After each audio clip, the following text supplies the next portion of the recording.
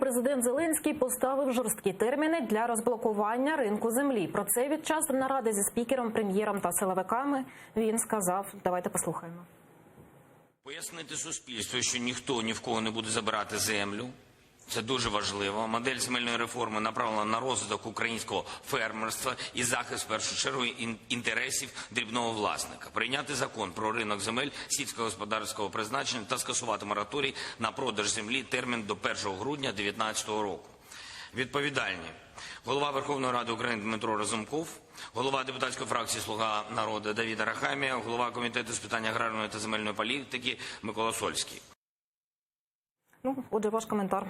В этом случае я хочу сказать один позитивный момент со стороны президента Зеленского в том, что он ставит задачи и ставит сроки.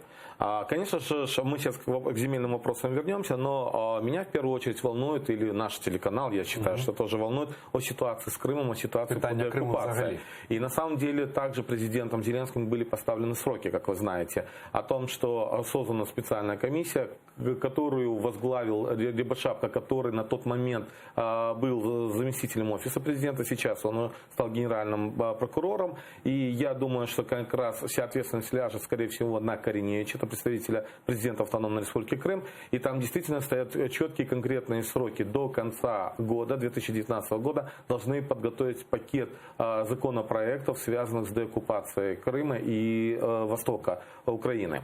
Теперь, возвращаясь к земельным вопросам, я думаю, это в том числе связано, с одной стороны, о том, что действительно эти вопросы были, они непопулярные. С одной стороны, много говорилось о том, что нужно открыть рынок земли и дать возможность собственникам земли свободно и самостоятельно распоряжаться этим вопросом. С другой стороны, мы знаем, что разные политические силы боролись относительно этого вопроса.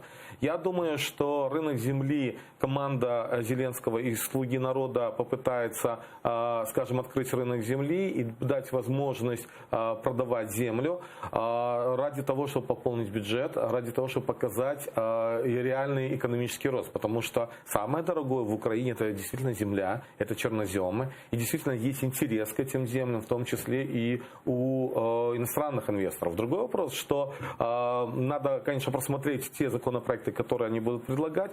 Очень важно, чтобы все-таки были государственные гарантии, как это в ряде государств существует, когда открытый рынок земли, но при всем том, скажем, есть определенная планка или красная линия, выше которой заходить нельзя, потому что в том числе земля – это национальное богатство нашей страны. И поэтому вот эти все моменты должны быть предусмотрены.